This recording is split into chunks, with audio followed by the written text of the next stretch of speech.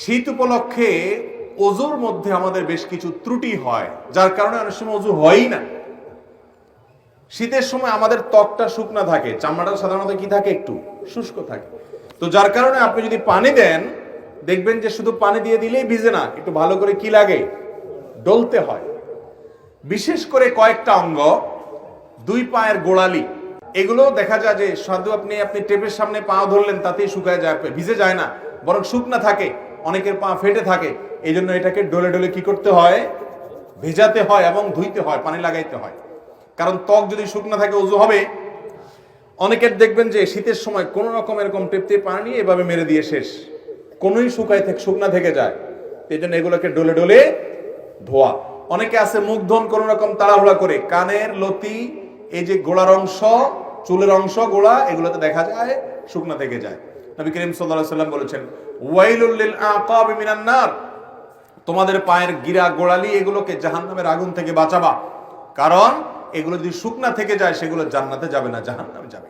এজন্য শীতের মৌসুমে বিশেষভাবে আমাদের ওযুর এই অঙ্গগুলো যেন শুকনা না থাকে সেজন্য ডলে ডলে ওযু করতে হবে। এটা একটা গুরুত্বপূর্ণ মাসআলা।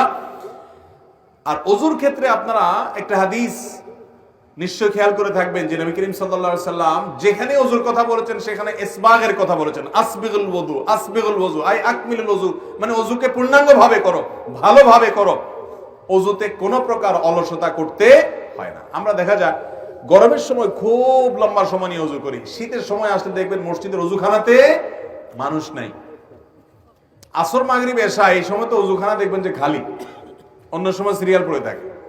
এর একটা কারণ হলো যে ওই যে ওযু ধরে রাখার চেষ্টা করে অনেকে, আবার অনেকে ওযু করে ঠিক আছে কিন্তু করলেও খুব হুলস্থুল করে, 1 মিনিটের ভিতরে ওযু শেষ। কারণ ঠান্ডা থেকে বাঁচার জন্য কোন রকম পানি মেরে দিয়ে দৌড় দেয়। এটা তো ওযু হবে না ভাইয়ের আমার, যদি শুকনা থাকে। 2 নম্বর মাসআলা হলো, যদি কেউ চান শীতের সময় পাও ধোবেন না, বিশেষ করে অনেকে আছেন এজমার রোগী, তাদের পাও ভিজাইলে অসুবিধা হয়, পায়ে পানি লাগালে তাদের সমস্যা দেখা দেয়। সমস্যা হোক বা না হোক, সর্বাবস্থায় আপনি চাইলে শীতের সময় শুধু না অন্য সময়ও করতে পারেন, শীতের সময় বেশি দরকার, সেজন্য শীতের আমল হিসেবে বলছি। আপনি চাইলে পূর্ণাঙ্গ ওযু করলেন, কথার কথা দুপুর বেলায় বা সকাল বেলায় ওযু করলেন, হাত ধুলেন, মুখ ধুলেন, মাথা মাসে করলেন এবং পাও ধুলেন। পাও ধোয়ার পর অর্থাৎ পূর্ণাঙ্গ ওযু করার পর ওযু অবস্থায় যদি আপনি মোজা পরেন এবং মোজাটা যদি চামড়ার হয়, চামড়া মোজা হলে সর্বসম্মতিক্রমে মাসা হয়ে যাবে। কাপড়ের মোজা হলে মাসা হবে কিনা ইখতিলাফ আছে। তবে আমাদের আজকাল যেসব মোজা পাওয়া যায় একেবারে পাতলা, পরলে পার ভিতরে ফাঁকা দেখা যায়, এটা পরে নরমালি হাঁটা যায় না অনেক দূর পর্যন্ত, এগুলো তো মাসা হওয়ার কোনো সুযোগ নেই।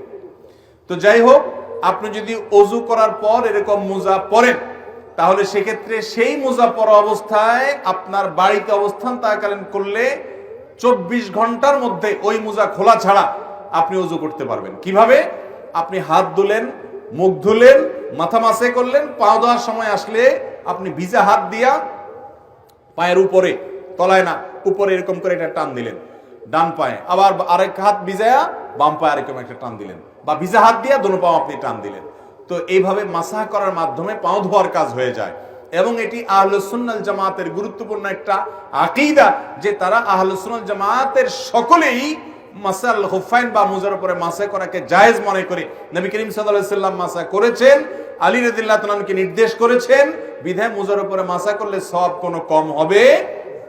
আমাদের সমাজে কেউ মুজার উপরে মাসাহ করলে অনেক মুরব্বীরাও বলে যে বাবা এই বয়সে তোমরা মুজা ধরছো, হ্যাঁ এখন তো সাহস করো পাও ধো। না ভাই, মুজার উপরে মাসাহ করলে সওয়াব একটুও কম হবে না।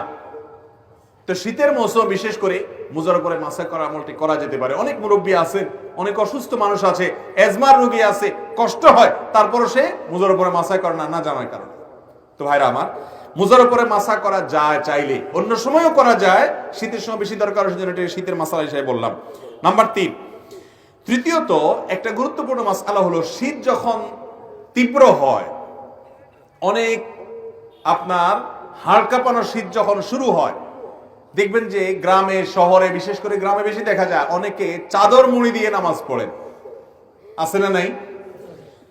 চাদর মুড়ি দিয়ে নামাজ পড়েন, অর্থাৎ এমন ভাবে চাদর পরেন যে নাকটা সহকারে ঢাকেন, যাতে করে নাক দিয়া ওই যে আপনার কুয়াশা টুয়াশা না ঢুকতে পারে, যাতে করে শীতে চেহারাটা কষ্ট না হয়, না পায়। সেজন্য পুরো চেহারা ঢেকে শুধু চোখ দুটো খোলা রেখে অনেকে চাদর পরেন, আছে না এরকম?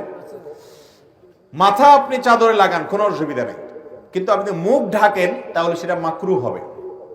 নবী করিম সাল্লাল্লাহু আলাইহি সাল্লাম মুখ ঢেকে সালাত আদায় করতে, নামাজ পড়তে নিষেধ করেছেন।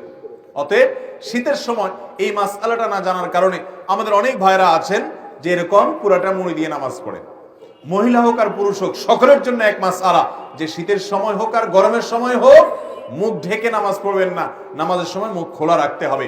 হ্যাঁ, কোন মহিলা এমন কোন জায়গায় যদি নামাজ পড়েন সেখানে গায়রে মাহরাম পুরুষ আসা যাওয়া করে, তাহলে পর্দার খাতিরে তিনি ঢাকতে পারেন, যদি তার অন্য কোনো জায়গায় নামাজ পড়ার সুযোগ ব্যবস্থা না থাকে।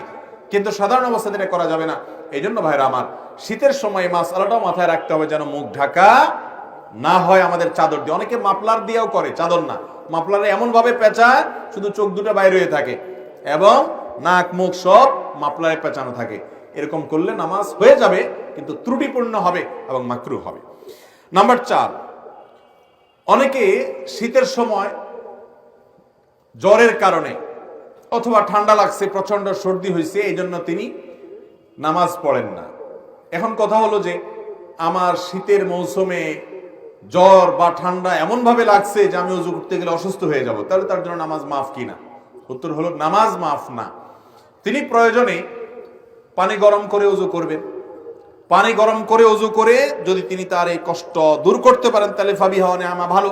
আর যদি না পারেন, গরম পানি করার মতো কোনো আয়োজন তার কাছে নাই এবং এত ঠান্ডা পানি যেটা ব্যবহার করলে তার অঙ্গহানি হতে পারে, অঙ্গ অবশ হয়ে যেতে পারে, অসুস্থতা দীর্ঘস্থায়ী হয়ে যেতে পারে, কষ্ট অনেক বেশি হতে পারে, সীমাহীন হতে পারে, অসহনীয় পর্যায়ের কষ্ট হতে পারে, এরকম মনে হলে, সেরকম গরম ঠান্ডা আমাদের দেশে খুব বেশি পড়ে না, যদি এরকম হয় তাহলে সে ব্যক্তি তায়াম্মুম করতে পারবে। তারপরেও নামাজ ত্যাগ করার সুযোগ। ইসলামের সবকিছুর বিকল্প আছে, নামাজের কোনো বিকল্প ইসলামে। আপনি সফরে আছেন, রমজানের রোজা রাখতে পারছেন না, অসুস্থ হয়েছেন, রোজা রাখতে পারছেন না, অসুবিধা নেই, অন্য সময় রেখে দিলে চলবে। নামাজের মধ্যে এটা চলবে? অসুস্থ আছেন আপনি, নামাজ অন্য সময় পড়লে হবে না, ওই অবস্থাতেই পড়তে হবে। দাঁড়ায় না পারলে বসে পড়বেন, বসে না পারলে শুয়ে পড়বেন। আপনি নামাজ হাত নাড়াতে পারছেন না, ইশারা করে পড়বেন, কিন্তু আপনাকে পড়তে হবে। মোহতারাম হাজিরিন, সেই নামাজ আমরা অনেকে পড়ি না, অনেকে অবহেলা করি। ইসলামের নামাজের চাইতে গুরুত্বপূর্ণ কোনো আমল আর নাই। আপনি অন্য কোনো আমল করেন বা না করেন, নামাজ না পড়ার কোনো সুযোগ নাই। আল্লাহ তাআলা আমাদেরকে বুঝার তৌফিক দান করুন। তাহলে ভাইরা আমার, 4 নম্বর মাসআলা হলো যে শীতের সময় জ্বর ঠান্ডা সর্দি যাই হোক না কেন, নামাজ ত্যাগ করা যাবে না, ওযু ত্যাগ করা যাবে না। প্রয়োজনে গরম পানি দিয়ে করবেন, প্রয়োজনে গরম পানির কোনো অ্যারেঞ্জমেন্ট না থাকলে আপনি তায়াম্মুম করবেন। গরম পানির কোনো ব্যবস্থা নাই, এটা জেলখানায় হতে পারে, বাসা বাড়িতে সবাই আশেপাশে চুলা আছে, চাইলেই গরম পানির ব্যবস্থা করা যায়। ফ্লাস্কে রেখে আপনি ওযু করতে পারেন আগের রাতে এশার সময়।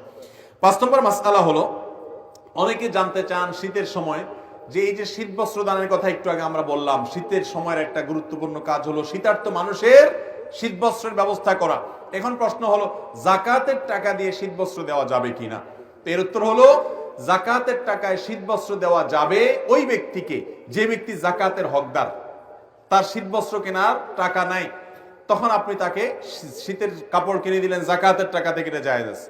কিন্তু আমরা সুন্নাহ ফাউন্ডেশন থেকে বা আরো বিভিন্ন সামাজিক সংগঠনগুলো যে শীতবস্ত্র বিতরণের উদ্যোগ নিয়ে থাকে, সেখানে যাকাতের টাকা আপনারা দিবেন না।